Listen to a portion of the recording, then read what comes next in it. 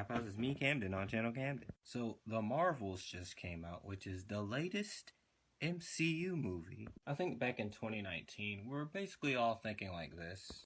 I mean, not the worst thing ever, but Avengers Endgame comes out in like a month. Oh my god. They have Eamon Vellani as Kamala Khan, as Miss Marvel, which is, I think, was very good casting. I thought that was like, she was just perfect for the role. She was like, probably close or up there with J.K. Simmons as J. Jonah Jameson. And you had Tiana Paris as Monica Rambeau. And like the three Marvels, that's the name of the movie. I got to say that the chemistry here was felt. Like the actors the actresses like being around each other and they like bouncing off of each other. And it was their charisma that kind of added to it there. But also with 2 out of 3 of these characters, they're more recent in the MCU.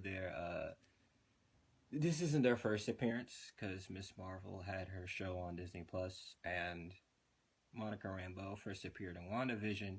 And while I watched both of them, there's at least some audience members that see this movie that haven't seen those shows, because Disney and Marvel, if you didn't know, one has Disney Plus. Not everyone consumes streaming service, because it's like when you watch those shows, you're like, oh yeah, like I know them, like okay, like they're continuing their adventures as superheroes.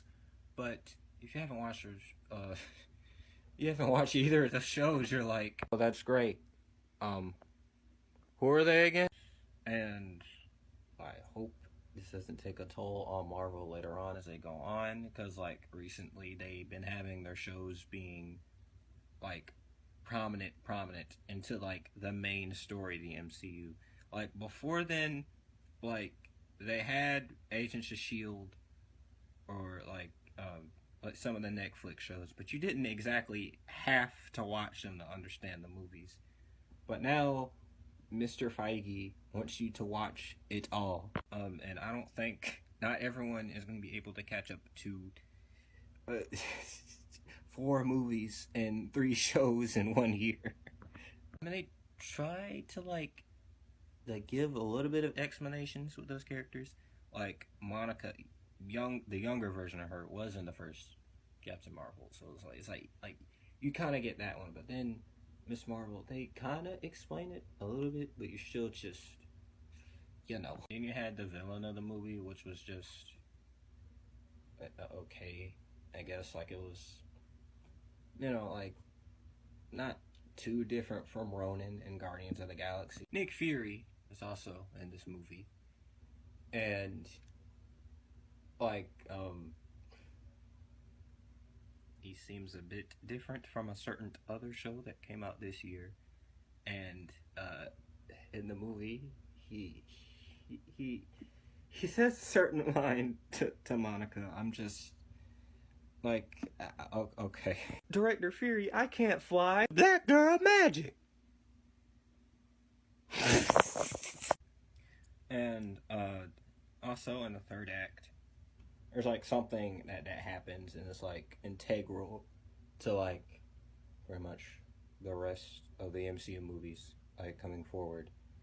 And like when a certain character says something, I was just like, okay, I guess they're doing this. And you know how people with their Marvel movies and their mid-credit scenes, there's us. I'm not kidding. Like, I'm actually not kidding. I'm not gonna outright say it, but there is a certain iconic Marvel character that is in the mid-credit scene. He's very, very well known.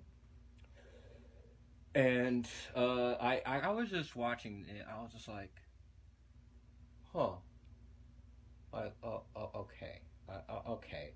And then they had a certain symbol that was in the background, and their theme was playing, I was just like, okay, okay, I guess, okay, Marvel. And yeah, and I know when Avengers Secret Wars, when it comes out, we're all gonna start screaming at the top of our lungs when Ben Affleck's Daredevil comes back with Evanescence playing in the background. Or even better, when Optimus Prime, Perry the Platypus, Shadow the Hedgehog, Ben 10, Kick Batowski, and the Powerpuff Girls show up out of a portal. It then we would just stand on top of the seats and start screaming and being like, we'll get kicked out of the movie theaters, but it would be spectacular indeed. Overall, I thought it was all right. I was just like, well, it was all right. Like, it wasn't like it didn't exactly like move me like where I just went, oh, this is just amazing. This is just wow. Like, this is great. Like, it's different from Spider-Man Across the Spider-Verse when that came out earlier this year. Like, I was just wow. Like, that was amazing. I gotta see this again. Also, didn't move me in like, oh God, I don't ever want to see that again. That is awful. Certain movie that stars a certain speedster that came out earlier this year. And also, this reminds me of like one of the trailers when where they showed flashbacks of Iron Man and Captain America, though they have nothing to do with the movie at all. And they had like lines that Thanos said in the trailer, though Thanos has nothing to do with this movie. And it seemed like they were kind of, I was kind of desperate. I'm not gonna lie. And though like some of the dialogue was just like cliche, like even for the MCU, like, or like sometimes a character says something and I'm like, bro, I even heard an MC, like another character in this universe, say something exactly like this. Like, okay, like we're past this point. Like, really? Like, but yeah, that's my thoughts on the movie. How about you say down in the comments what's your thoughts on the movie if you saw it? If you didn't, say like how you feel about what you saw of the movie, like through trailers or TV spots or through what you heard. And it's a sequel to the first Captain Marvel movie that came out in 2019.